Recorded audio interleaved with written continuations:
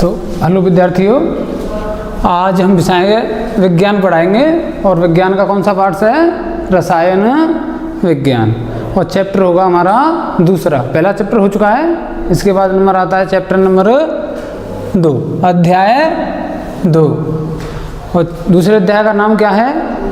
अम्ल, क्षार और लवण। अम्ल, क्षार और लवण। तो ये अम्ल क्या है, क्षार क्या है और लवण क्या है, इसके बारे में जानकारी होनी चाहिए। तो सबसे पहला टॉपिक क्या है हमारा? अम्ल का। तो पहले बताएंगे हम साधारण रूप में जो डेली यूज में आते हैं, तो वो अम्ल कौन से हैं और क्षार कौन से हैं और लवण कौन से हैं। तो अम्ल ऐसे पदार्थ, कौन? ऐसे पदार्थ जो स्वाद में खट्टे होते हैं, क्या कहलाते हैं? अम्ल। ये जो परिभाषा आई, ये सर्वप्रथम परिभाषा आई। किसी ने बताया कि जो जो पदार्थ स्वाद में खट्टे हैं वो क्या हैं? अम्ल हैं। यानी वे पदार्थ जो स्वाद में खट्टे होते हैं क्या कहलाते हैं? अम्ल। प्राचीन काल में मैंने बताया अभी पहले पूर्वजों ने क्या कहा था कि जो स्वाद में खट्टे होते हैं वे सभी क्या होते हैं? अम्ल। प्राचीन काल में अम्लों की पहचान उनके खट्टेपन से की जाती थी। चखिए स्वाद को, और यदि कोई पदार्थ खट्टा है तो क्या कहते थे कि ये अम्ल है। क्या है ये? अम्ल। और ये खट्टापन होता किस लिए था? यह खट्टापन साइट्रिक अम्ल, टार्टारिक अम्ल तथा एसिटिक अम्ल की उपस्थिति के कारण होता है, उपस्थिति के कारक होता है। बहुत दिनों तक ये परिभाषा चलती रही, लेकिन बाद में आके एक वैज्ञानिक हुए आरहेनियस। कौन से हुए? आरहेनियस। और आरहेनियस ने सन 1884 में 1884 में बताया कि वे पदार्थ जो जलीय विलयन में, जलीय विलयन, जल का सूत्र जानते हैं ना? H2O। जल क्या होता है? H2O। हाँ, जो जलीय विलयन में हाइड्रोजन धनायन देता है, क्या देता है? Hydrogen H+। हाइड्रोजन धनायन का मतलब क्या होगा? Hydrogen H+। देखो ये है हाइड्रोजन आयन, H+ यानी धनायन है। हाइड्रोजन धनायन देते हैं तथा इनके अतिरिक्त कोई धनायन नहीं देते। केवल धनायन देंगे। और कौन सा धनायन देंगे? हाइड्रोजन धनायन H+। इसके अलावा और कोई धनायन नहीं देंगे। क्या कहलाएंगे? अम्ल कहलाएंगे। पहली परिभाषा थी कि जो स्वाद में खट्टे होते हैं। बाद में आई कि जो अभिक्रिया में हाइड्रोजन धनायन देते हैं और केवल हाइड्रोजन धनायन नहीं देंगे, इसके अलावा और कोई धनायन नहीं देंगे, तो वे अम्ल कहलाएंगे। अम्ल कहलाएंगे। जैसे हमारा साधारण अम्ल है एक HCl। क्या है? HCl। नाम क्या होगा इसका? हाइड्रोक्लोरिक अम्ल। हाइड्रोक्लोरिक अम्ल। और जब इसकी अभिक्रिया कराते हैं तो क्या होगा? H+ जो अलग हो जाएगा और Cl- अलग हो जाएगा, यानी H धनायन देगा। HCl जो है H धनायन देगा। तो इसलिए ये क्या कहलाएगा? अम्ल। क्या कहलाएगा? अम्ल। और इस अम्ल का नाम क्या है? हाइड्रोक्लोरिक अम्ल। क्यों? क्योंकि H किसका संकेत है? हाइड्रोजन का, और Cl क्लोरीन का। तो इनका नाम हो जाएगा हाइड्रोक्लोरिक अम्ल। और H धनायन देगा और Cl इसमें ऋणायन देगा। H हाइड्रोजन होगा और Cl क्लोरीन होगा। ऐसे ही एक और उदाहरण ले लीजिए, जैसे HNO3 है। क्या है? HNO3। HNO3 क्या होता है? H क्या है? हाइड्रोजन, N नाइट्रोजन और O ऑक्सीजन। और इसका नाम होता है नाइट्रिक अम्ल। इसका नाम क्या होगा? नाइट्रिक अम्ल। ये रिवर्सिबल अभिक्रिया कैसे प्रदर्शित करेगा? ये H+ और NO3-, यानी H धनायन देगा, हाइड्रोजन धनायन, और नाइट्रेट ऋणायन देगा। तो ये भी क्या दे रहा है? हाइड्रोजन धनायन। HNO3 क्या दे रहा है? हाइड्रोजन धनायन। और हम पहले बता चुके हैं कि वे पदार्थ जो हाइड्रोजन धनायन देते हैं, हाइड्रोजन धनायन देते हैं, क्या कहलाते हैं? अम्ल। क्या कहलाते हैं? अम्ल। तो ये H+ दे रहा है तो ये क्या होगा? एक अम्ल। यानी सीधी सी बात है, आर्हेनियस के अनुसार जो अभिक्रिया में हाइड्रोजन धनायन देगा वो अम्ल होगा, हाइड्रोजन धनायन देगा वो अम्ल होगा। ठीक, तो आर्हेनियस ने बताया कि जो हाइड्रोजन धनायन देते हैं वो क्या होते हैं? अम्ल। हाइड्रोजन आयन धनायन होते हैं, वो क्या होते हैं? धनायन होते हैं, इसलिए वो क्या होते हैं? प्रोटॉन। प्रोटॉन पर कैसा आवेश होता है? धनायन। तो वही है हाइड्रोजन आयन यानी प्रोटॉन अम्लीय विलयन में स्वतंत्र रूप से नहीं रह सकते। अम्लीय विलयन में स्वतंत्र रूप से नहीं रह सकते, जैसा कि हमने भी बताया था, इस तरीके से वो नहीं रह सकते। यह जल के अणु से संयोग करके, किसके? जल यानी H2O के अणु से संयोग करके हाइड्रोनियम जो आयन बनेगा उसे कहते हैं हाइड्रोनियम आयन यानी H3O+। H2O है, जल का अणु सूत्र क्या है? H2O। जल का अणु सूत्र क्या है? H2O। और उसमें एक आयन हो जुड़ जाए, धनायन यानी प्रोटॉन, तो क्या हो जाएगा? वो H3O। और H3O कैसा हो जाएगा? वो धनायन, क्योंकि उसमें उदासीन था जब से और उसने एक धनायन और ले लिया, तो क्या हो जाएगा? वो धनायन हो जाएगा। तो उसका नाम होगा हाइड्रोनियम आयन। उस धनायन का क्या नाम होगा? हाइड्रोनियम आयन यानी H3O+। H3O+ बनाता है। जैसे देखिए H+, जब जल जो है H+ के साथ क्रिया करेगा तो क्या बनाएगा? H3O+। H+ जो है H2O यानी जल के साथ क्रिया करेगा तो क्या बनाएगा? H3O+, क्योंकि इसमें ये उदासीन है, ये क्या है? उदासीन। और ये क्या है? धनायन है। जब उदासीन जो धनायन से अभिक्रिया करेगा तो क्या बनेगा? धनायन ही तो बनेगा। क्या बनेगा? धनायन। और धनायन क्या होगा? वो H3O+। और इसका नाम होगा हाइड्रोनियम अणु। क्या अणु होगा? वो हाइड्रोनियम अणु। इस धनायन को हम क्या कहेंगे? हाइड्रोनियम अणु। यानी अर्थात अम्ल। अब इसके आधार पर अम्ल की परिभाषा आई दोबारा, 2 हो गई। इसके बाद तीसरी आई, अम्ल वे पदार्थ हैं जो जलीय विलयन में H3O+ यानी हाइड्रोनियम आयन H3O+ आयन देते हैं, यानी हाइड्रोनियम आयन देते हैं। वो क्या कहलाते हैं? अम्ल। क्या कहलाएंगे? अम्ल। अब उदाहरण देखिए भैया इसका, HCl है। HCl क्या होता है? हाइड्रोक्लोरिक अम्ल होता है। और जब ये जल से क्रिया करेगा, किससे? जल से क्रिया करेगा, तो H2O जो है एक हाइड्रोजन धनायन ले लेगा। H2O जो है HCl से हाइड्रोजन धनायन ले लेगा और क्या हो जाएगा? H2 की जगह पे H3 और O है ही, तो H3O। अब ये क्या हो गया? धनायन हुआ, नहीं हुआ? जैसे यहाँ पे जो धनायन बना था ऐसे ये क्या होगा? धनायन। और Cl रह गया, तो Cl कैसा होगा? ऋणायन। Cl यानी क्लोरीन कैसा रहेगा? वो ऋणायन। ऐसे ही एक और उदाहरण है HNO3। HNO3 क्या होता है?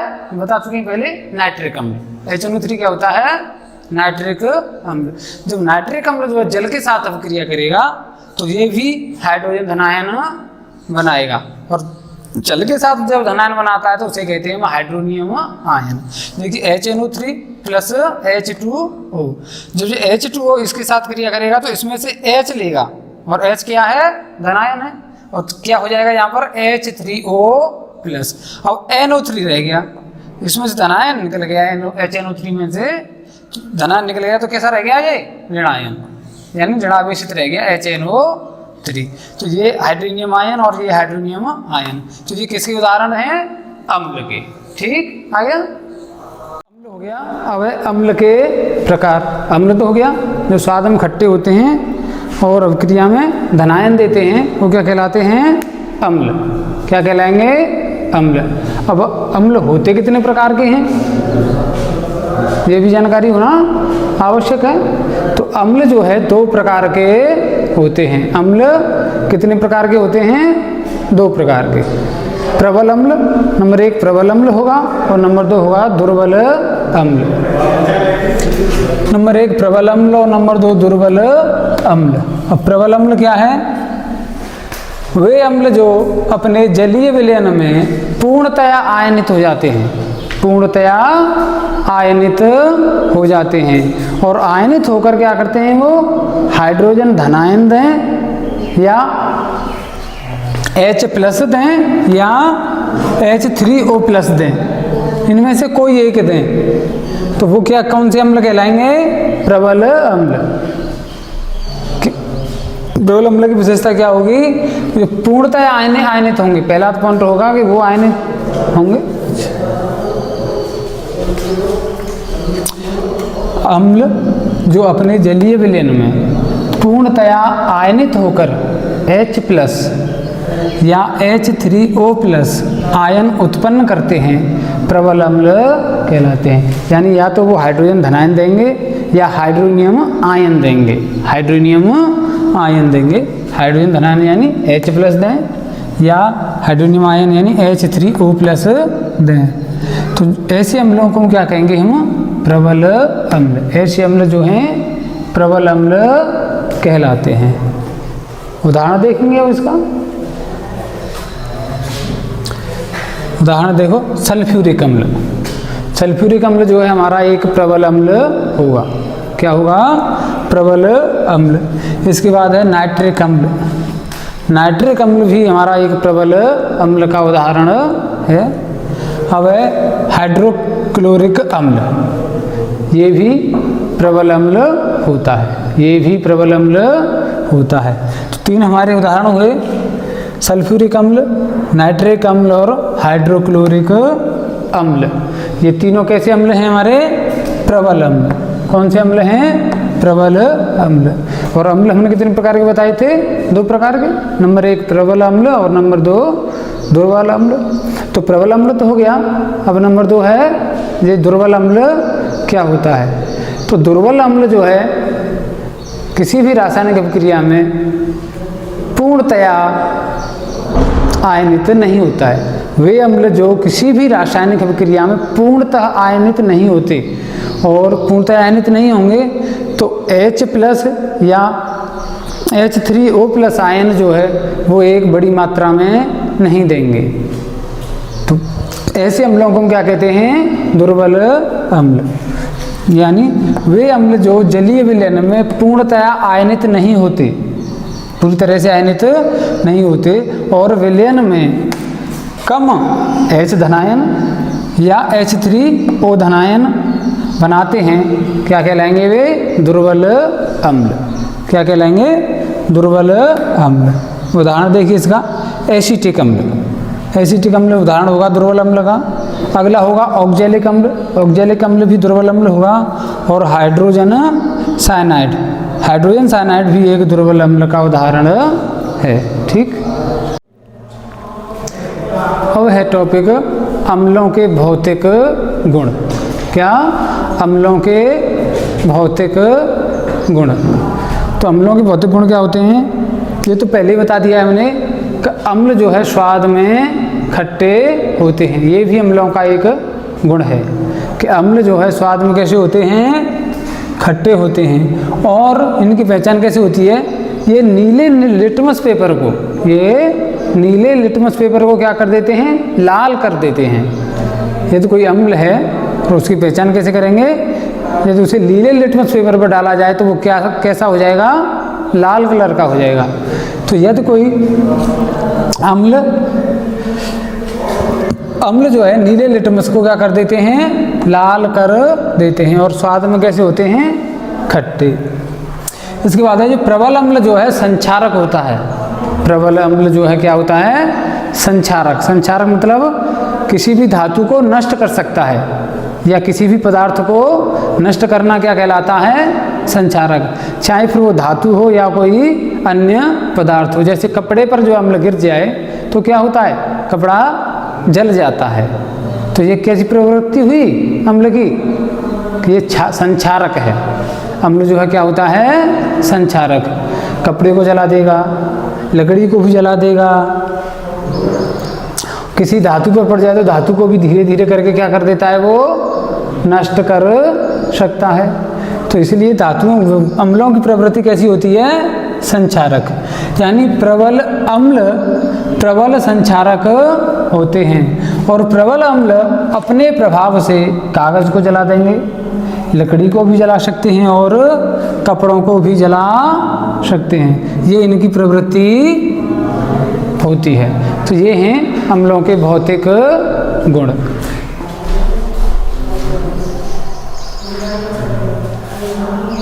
देखो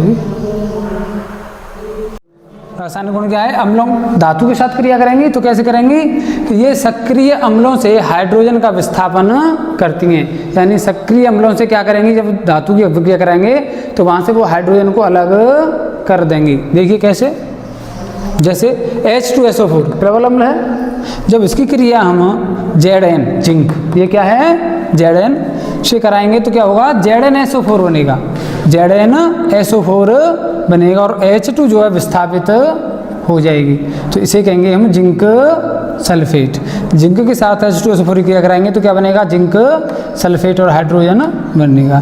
ऐसे ही जब हम आयरन Fe की अभिक्रिया जो है HCl के साथ हाइड्रोक्लोरिक अम्ल के साथ कराते हैं तो क्या बनेगा, FeCl2 यानी फेरस क्लोराइड बनेगा। क्या बनेगा, फेरस क्लोराइड, और क्या निकलेगा, Cl2 क्लोरीन गैस जो है निकलेगी। अब अगली रासायनिक अभिक्रिया होगी आपकी रासायनिक गुण में धातु कार्बोनेट तथा धातु हाइड्रोजन कार्बोनेट के साथ क्रिया।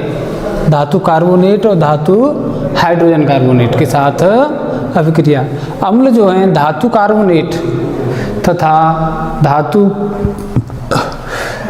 हाइड्रोजन कार्बोनेट के साथ क्रिया करके क्या बनाते हैं, कार्बन डाइऑक्साइड बनाते हैं। क्या बनाएंगे, कार्बन डाइऑक्साइड गैस जो विस्थापित करेंगे। अम्ल कार्बोनेट हों या धातु हाइड्रोजन कार्बोनेट हों या हाइड्रोजन कार्बोनेट हों तो उनके साथ क्रिया करके अम्ल हाइड्रोजन कार्बोनेट के साथ क्रिया करके क्या बनाते हैं, वो CO2 विस्थापित करेंगे। क्या करेंगे, CO2 यानी कार्बन डाइऑक्साइड गैस विस्थापित करते हैं। उदाहरण